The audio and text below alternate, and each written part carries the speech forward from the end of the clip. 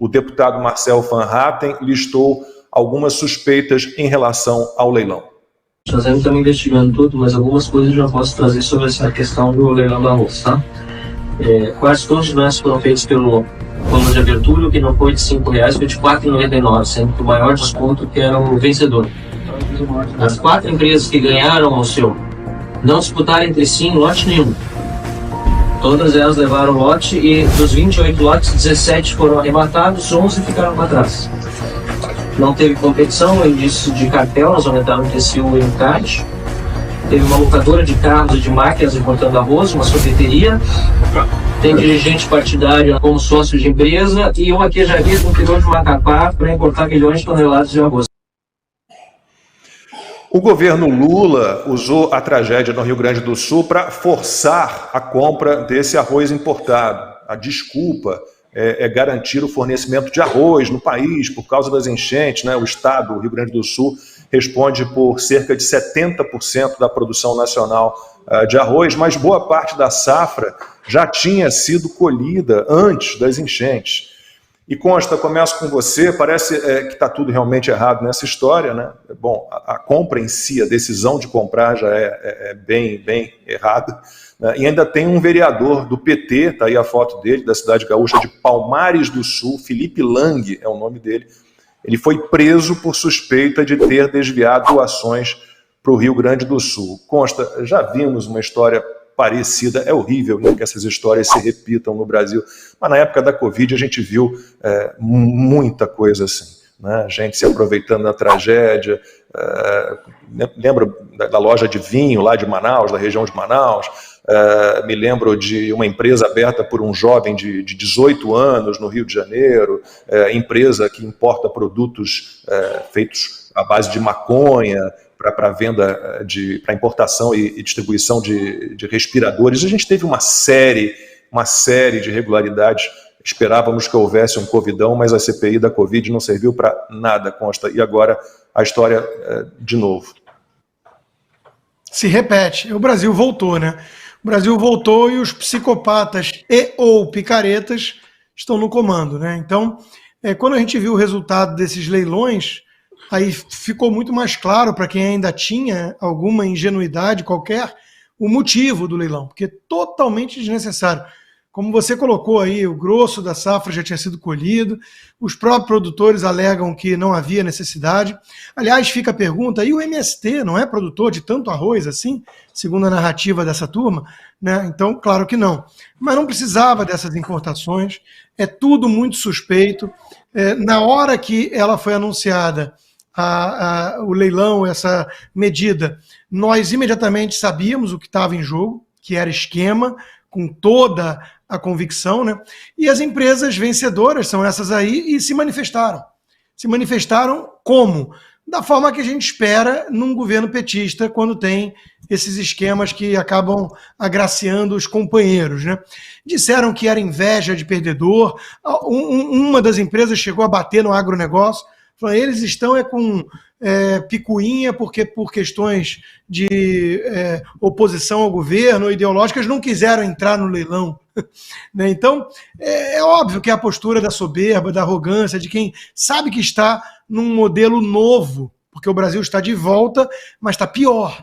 Qual é a mudança que teve? A impunidade total. A expectativa de que nunca mais teremos novamente uma Lava Jato. Por isso a perseguição a todos os envolvidos na Lava Jato. Essa semana tivemos mais alguns juízes perseguidos, né?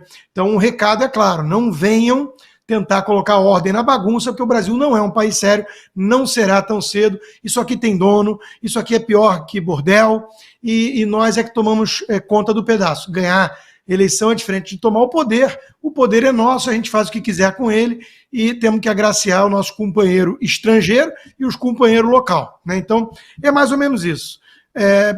Vereador do PT preso já, nós vamos voltar se as instituições fizerem um trabalho minimamente isento, coisa que é muito questionável, e a imprensa também, nem se fala, mas tem uma ou outra independente que vai incomodar, né? A Gazeta do Povo, nossa parceira sem dúvida, a Revista Oeste, a gente vai voltar a ver as notícias de política saindo da página de política e voltando para a página de polícia.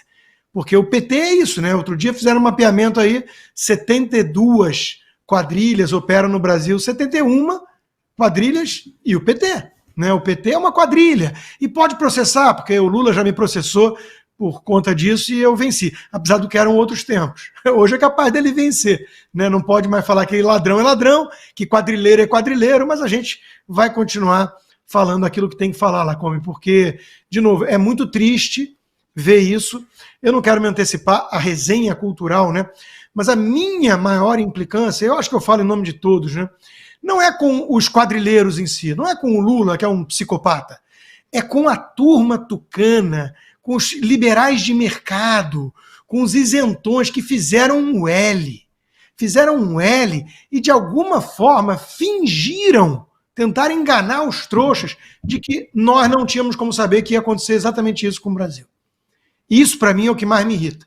Eu não consigo mais cruzar na rua com Armínio Fraga, com quem já conversei várias vezes, com João Amoedo, de quem fui próximo. Não consigo mais cruzar com esse pessoal, porque eles são cúmplices disso. Eles sabem muito bem o que representa o PT e o que ia acontecer. Então, ver Rubem Ometo, ver esse pessoal fazendo discursinho, o do BTG, o André Esteves, ver essa turma fazendo discursinho de que está preocupado, que se continuar assim a coisa vai ficar esquisita. Vamos plantar batata, porque eu não quero falar palavrão no domingo aqui à noite, mas vocês são cínicos e sonsos e a culpa do Brasil estar na mão dessa quadrilha, uma vez mais, é de vocês acima de tudo e da Globo, claro. Quanta surpresa, né? Como é que a gente poderia imaginar que aconteceria isso tudo, né, com a volta do PT ao governo federal? Meu Deus, quanta surpresa. Ana, então, controle de estoque é sempre condenável, né? O Lula já tinha falado em controlar estoque de outros produtos, né, usando a Conab para isso, né, principalmente quando há estoque, como a gente sabe que há estoque de arroz, preço tabelado, porque esse arroz vai para o mercado com preço tabelado, e o produto, o pessoal aqui do chat já está falando da marca que os memes lançaram para esse arroz. Daqui a pouquinho, no nosso quadro de humor, a gente vai mostrar a marca dos memes, né? Mas vai com a logomarca do governo federal. Então, é um cunho político eleitoral descarado, abuso de poder econômico, abuso de poder político, fora todas essas suspeitas em relação ao leilão, Ana. Então, Lacombe, indícios assim, fortíssimos de fraude e irregularidades, né? Isso precisa ser investigado e que bom que o deputado Marcel Van Hatten já está em cima disso. Eu só queria pegar um pouco essa linha do Consta, porque nós estamos falando de uma eleição em 2022. Eu acho que nós precisamos sempre lembrar isso que o Consta acabou de dizer, porque a eleição de 2022 não foi uma eleição entre o então presidente Jair Bolsonaro e um novo candidato que centro-esquerda, centro-direita, esquerda, direita, um nome que estava ali no campo das eleições presidenciais pela primeira vez. Porque uma coisa é você agora falar, nossa, eu me enganei, porque lá em 2022, o fulano que era candidato, que veio com uma plataforma diferente, propositiva, nananã, ok. Só que nós estamos falando de conservadores, liberais, pessoas do mercado. O mundo já sabia quem é o Lula, quem era, quem foi e quem é. Quem é o PT? Que tipo de projeto o PT coloca na frente de uma eleição? Um projeto de poder. Todos nós sabíamos. O mundo sabia. Você abre o site do Departamento de Justiça dos Estados Unidos e está lá. Não é uma invenção dos bolsonaristas ou daqueles que torciam o nariz para o PT. É de quem não queria que esta roubalheira voltasse. Não era uma eleição entre o então presidente Jair Bolsonaro e um candidato novo com outra proposta, um pouco diferente. Era uma eleição entre o que nós temos, que pode ser consertado. Algumas coisas merecem críticas, podem ser consertadas, mas foi um governo técnico, de pastas técnicas, com um projeto de nação, um projeto de entrega. Entregou muito, principalmente dentro de uma pandemia, entregou muito. E do outro lado, era isso que nós estamos vendo agora e que nós estamos vendo desde o dia 1º de janeiro de 2023 e que nós vimos durante muito tempo, durante a Lava Jato, as vísceras desse projeto de poder nefasto, podre, arbitrário, totalitário. Nós já sabíamos disso em 2022. Então, essa história que o Consta disse, eu concordo 100%. Não me venham agora com... Não me venha com... mas é que eu não sabia. Mas é que eu não esperava que seria tão ruim. Não esperava o quê? A Madre Teresa de Calcutá, o Ronald Reagan, o Churchill, depois de tudo que o Brasil viu? Façam-me o favor, conservadores que vendem cursos sobre Constituição, sobre o império das leis, liberais que falam sobre a curva de Laffer e falam sobre a escola austríaca, a escola de Chicago, apoiar esse projeto nefasto que vive de mãos dadas com ditaduras no globo. E agora, não, mas é que a gente não sabia. Então, Lacombe, é muito triste isso que nós estamos vendo. É cansativo, porque nós sabíamos, não porque ninguém tem bola de cristal, é porque a Lava Jato colocou tudo na superfície. Nós já sabíamos o que viria a partir de 1º de janeiro de 2023, caso o PT vencesse. Nada disso é novo. Nós tivemos o mensalão, tivemos o petrolão, tivemos o covidão. Mesmo em outro governo, nós tivemos o covidão com gente, os asseclas do PT metidos em corrupção. E agora vem o arrozão. Agora vem o arrozão e o pior, em cima de mais uma tragédia humana. Isso é que é de cortar o coração. E aí, Lacombe, para finalizar, né? A gente sempre fala aqui das premissas marxistas que eles adoram tanto, dividir para conquistar. E aí, no caso do PT, é dividir para continuar roubando, porque se entrarmos aqui no site da Conab, a Conab saiu exatamente do Ministério da Agricultura e foi para o Ministério do Desenvolvimento Agrário e Agricultura Familiar, ou seja, saímos de 23 ministérios para 40, é o dividir para continuar roubando.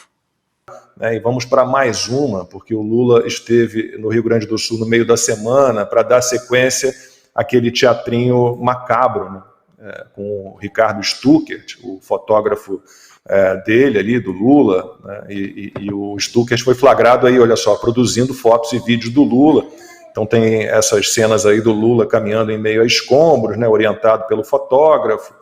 Depois tem o Lula, a gente vai ver daqui a pouquinho, posando para foto com um pedaço de tijolo nas mãos, e a legenda dessa foto, tá aí o Lula, o Flávio Stuckert. Ele já tinha feito isso no abrigo para as pessoas atingidas pelas enchentes ali na região de Porto Alegre, né? O fotógrafo mandava beijar, mandava abraçar, mandava repetir a cena. A Janja também já fez o mesmo, e está aí a foto do Lula com um tijolinho na mão, e a legenda dessa foto é a seguinte: voltando ao Rio Grande do Sul para acompanhar de perto a situação e o trabalho do governo federal lado a lado com o governo estadual e os governos municipais, vamos devolver a dignidade das pessoas que tiveram seus lares devastados por essa catástrofe climática.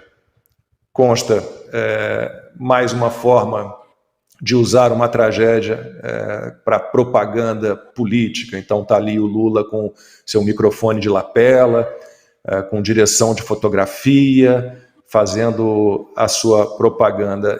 Aliás, foi tema da minha coluna para a Gazeta do Povo. Um tijolo no lugar do coração é o título. Sem querer ser autorreferente, mas é isso. A gente está nas mãos de gente assim, Consta. Excelente título, né, e comparação, porque eu vou ser muito breve nessa pauta, né? Eu já mostrei aqui o livro Prologia, né, Os Psicopatas no Poder e tudo. Eu vou falar, eu tenho um amigo psiquiatra famoso no Rio de Janeiro, o sujeito tem a escola dele e tudo, e conversando uma vez comigo, ele falou, olha, claro que esse diagnóstico, para ser mais preciso, você tem que ter o sujeito como paciente, mas observando, é uma figura pública há muitos anos, observando todos os traços, eu digo sem medo de errar, é um psicopata. Isso foi o psiquiatra me dizendo. E eu não tenho a menor dúvida também, na melhor das hipóteses, se você forçar muito a barra, que é às vezes indistinguível nos casos mais graves, é um narcisista clássico. Né? Então é um sujeito que não consegue se comover com nada. Ele nunca enxerga o outro como um próximo de carne e osso, como um equivalente, as lágrimas são sempre falsas. O sujeito que transformou o velório da esposa em palanque político. Isso é Lula. Né? Então, para ele usar a enchente, a calamidade que afetou estranhos, terceiros, ele tira de letra. Ele faz lá a encenação, e o que me causa espanto lá, como é que eles ou não percebam, ou não liguem, ou, claro, tem uma terceira alternativa. Eles partem de uma premissa de que existe ainda muito idiota no mundo. E pela quantidade de voto que ele teve, deixando de lado a teoria da urna com vontade própria, tem muito idiota no mundo. Tem muito alienado ainda no Brasil. Então talvez seja uma premissa razoável. É a do William Bonner também, né, de que ele lida com pessoas como Homer Simpson do outro lado da tela. Então, vamos lá. O sujeito não entende que na era das redes sociais, todo mundo com seus smartphones, que alguém ou muitos iam estar filmando a encenação. Quer dizer, foi a segunda vez, já no caso do Rio Grande do Sul, que ele foi pego na encenação. A outra foi beijando a senhora gordinha, pobre. E todo mundo preparando a cena para ser mais comovente. É um canastrão. Quer dizer, ele tem que melhorar muito para virar o Robert De Niro, que é um canastrão quando age fingindo que não está atuando. Quando ele finge que está agindo como cidadão em frente ao tribunal do Trump, é o pior papel dele na política, na carreira, que é o papel político que ele veste. Né? Eu estou preocupado com a ameaça fascista nos Estados Unidos, de máscara 3 anos depois do fim da pandemia, que eu já achava estranho, aquela gente toda de máscara naquela época, mas enfim, não vou entrar nessa polêmica agora.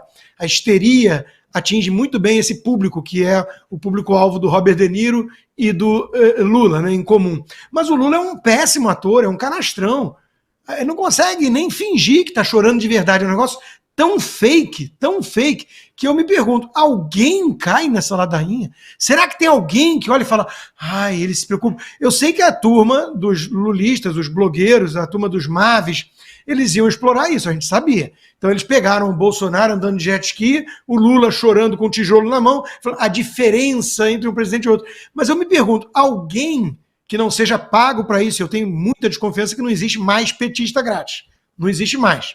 Alguém olha para um troço desse e cai? Eu fico imaginando uma senhora que dá boa noite para o William Bonner ainda, minha tia, a avó fazia isso. Mas eu fico pensando, será que o sujeito olha essa imagem e fala, ai, que presidente humano, está preocupado com os gaúchos? Será que tem alguém que cai nisso? Eu não consigo acreditar. Ou, se cai realmente, é motivo para a gente descrer na espécie humana, porque é o esquete mais chinfrim e mequetrefe do mundo. Eu não conheço uma cena mais patética do que essa. Essa é uma questão, porque bom, nos dias de hoje você não tem como fazer uma produção dessa e essa produção, essa direção de fotografia, a lapelinha colocada estrategicamente, a orientação de um fotógrafo, né, um ensaio fotográfico, tudo isso não vira à tona, porque a gente tem um monte de gente gravando. Aliás, não foi uma vez, não foram 2 vezes, teve a cena no abrigo, teve essa agora no meio dos escombros, mas tudo, em todas as idas do Lula ao Rio Grande do Sul, desde as enchentes, tudo era dirigido. Quando ele saía do avião, o Stuckert organizava a fila, venham agora, venham. É algo que, meu Deus, assim, é muito claro o que a gente está presenciando e é num nível absurdo, tão grande, Ana, que é isso, é o tijolinho lá, o tijolo no lugar do coração. O seu texto foi maravilhoso, Lacombe, e o que acontece é que antes, né, antigamente não é nem num passado tão distante, não. nós não tínhamos acesso aos bastidores, né?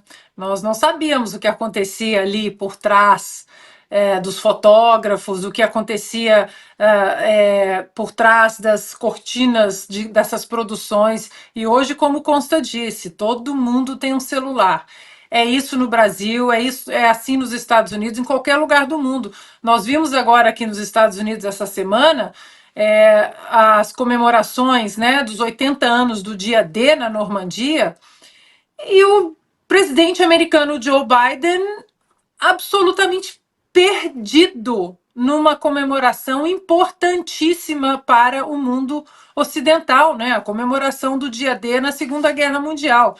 E aí você fica pensando, você assiste aquilo tudo, as gafes todas, e como ele está completamente senil e perdido, você fala, se não fossem os celulares, o jornalismo independente, nós provavelmente estaríamos acreditando que estava lá um presidente, né, ali, presente, de corpo, alma, coração, num discurso concatenado com a realidade, com o que de fato foi o dia D. Então, isso, Lacombe, é muito precioso. Nós temos que entender que a pauta liberdade de expressão, liberdade da imprensa, liberdade nas redes sociais é a principal. É a pauta número 1, acima de qualquer outra, porque sem essa pauta protegida, sem esse assunto protegido, nada para baixo disso funciona. Discutir reformas, discutir eleições, discutir. Daqui a pouco vamos falar das eleições na Europa, daqui a pouco estamos falando de eleições aqui nos Estados Unidos. Então, Lacombe, eu quero aproveitar e pedir aqui, aproveitar essa brecha nessa pauta e pedir para você que está aí do outro lado apoiar o nosso programa, porque daqui a pouco nós vamos entrar em eleições municipais no Brasil. Meu Deus, quanta coisa nós vamos ouvir que vai ser taxado de fake news, desinformação, e nós vamos checar. Nós, que eu digo, nós aqui e vocês aí do outro lado, né? O nosso time, nós vamos checar. Daqui a pouco vai chegar os meses que antecedem uma das maiores e mais importantes eleições dos Estados Unidos. E aí você vai ouvir muita bobagem na Globo News, daqueles correspondentes.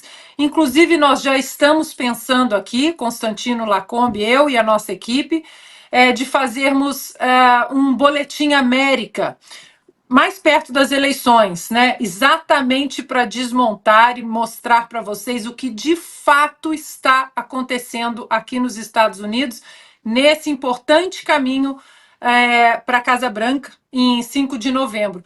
E isso tudo só é possível com vocês, infelizmente, só no Pix, né? A gente sempre fala aqui desse nosso imbróglio com o nosso antigo parceiro, não temos ainda acesso à totalidade das nossas redes, desse canal, não temos o Superchat, perdemos todos os apoiadores, eu tenho até que tomar cuidado para falar. Perdemos nosso dinheiro no banco, não temos o Superchat, como eu disse, os stickers, então hoje só o Pix que mantém esse programa de pé. Eu sempre falo e reafirmo, 2024, o 4x4 só está no ar por causa do Pix de vocês, só por isso, nada mais. Então eu acho que tenho que agradecer, porque nós estamos em 9 de junho de 2024 e esse programa está no ar 9 de junho de 2024 por causa de vocês. Muito obrigada. Então, temos muito pela frente, eleições municipais, reformas importantes sendo discutidas no nosso Congresso, o próprio PL 2630, que vai mudar de roupa, o 8889, que vai mudar de roupa, eles vão tentar nos calar, não tenham a menor dúvida disso. Eles vão arrumar um jeito de nos calar, mas aqui a gente vai continuar firme com vocês aí do outro lado. Então, peço ajuda, o Pix está aí na tela, o endereço ou o QR Code. E claro, né, nós estaremos juntos aqui já pensando numa forma da gente discutir o caminho das eleições americanas, talvez num programa rápido, diário para vocês. Ainda estamos pensando, mas nós vamos entregar um conteúdo muito importante sobre as eleições presidenciais que vocês não vão ver no Brasil. Podem ter certeza absoluta disso. Muito obrigada pelo apoio de vocês. Trago uma notícia boa, saída da guerra de Israel contra o Hamas. É difícil, né, extrair notícia boa de guerra, mas no sábado foi anunciada a libertação de 4 reféns que estavam desde o dia 7 de outubro, 8 meses já, em cativeiro nas mãos de terroristas. Mas o mais surpreendente disso foi que uma das reféns libertadas não estava na mão dos terroristas, e sim de um jornalista da TV Al Jazeera e do seu pai, um médico. Os dois foram mortos pelas forças de defesa de Israel na guerra ali contra o terror, na tentativa de libertar a Noa Argamani, uma jovem que estava, repito, presa há 8 meses na casa de um jornalista da Al Jazeera e do seu pai, médico. E quem informou isso foi a própria mídia palestina. Outros 3 reféns libertados também estavam nas mãos de civis, entre aspas. A gente precisa classificar todos esses civis palestinos como terroristas também, porque não importa se eles eram pagos para manter essas pessoas em cativeiro, como ocorreu aí na mídia internacional, ou se mantinham as pessoas em cativeiro por ideologia. O que importa é que eles ajudam não só a cometer crimes, não ajudam os terroristas a cometerem os crimes, como ajudam internacionalmente a espalhar informação falsa de que o povo palestino é todo vítima, e vítima de Israel. Não! Existe uma parte considerável do povo palestino que é vítima do Hamas, que inclusive controla o governo de forma ditatorial e que passa as informações para essa mídia de extrema esquerda internacional, para as universidades que ficam cooptando aí estudantes internacionais desavisados para fazer passeatazinha pró-Hamas, pró-Palestina, sem saber aonde estão se metendo, e também faz reféns a opinião pública internacional com isso. E é essa opinião pública internacional que está colocando o mundo numa onda de antissemitismo absoluta, radical, como não se via desde o nazismo, desde a Segunda Guerra Mundial. Mas a parte boa da notícia é que os 4 reféns libertados estão já com suas famílias e, obviamente, agora vão ter uma longa caminhada para tentar se curar do trauma de terem não só visto tanta gente morrer, como sofrido tudo que sofreram no cativeiro. Infelizmente, para que esses 4 fossem libertados, um soldado, um comandante das forças de defesa de Israel acabou perdendo a vida. Um rapaz, um jovem de 36 anos, pai de 2 crianças, deixa a esposa, né, deixa a viúva, deixa as crianças órfãs. Seus pais também, né, perderam o filho, então vivem essa dor. Mas o velório e o enterro desse comandante atraiu uma multidão em Israel e, claro, o país ainda respira aliviado pela libertação de 4 vidas que foi possível graças ao esforço dele e de todos os outros soldados de Israel.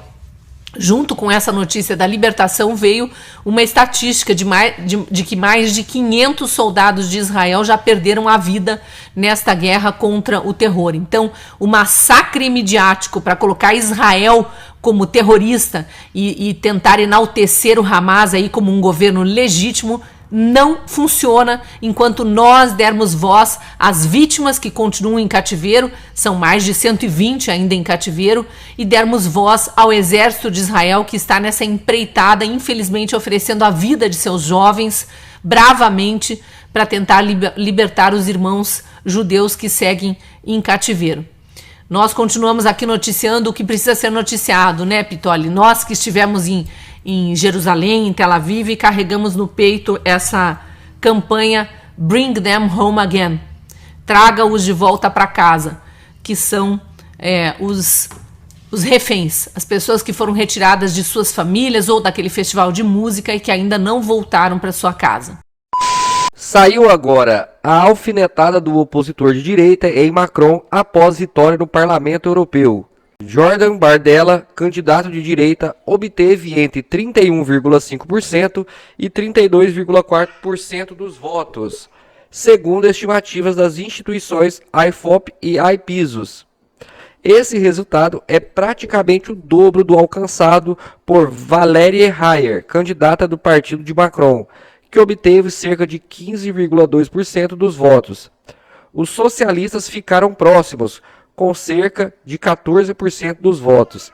Com esse desempenho, a direita francesa conquistará entre 29 e 30 cadeiras do Parlamento Europeu.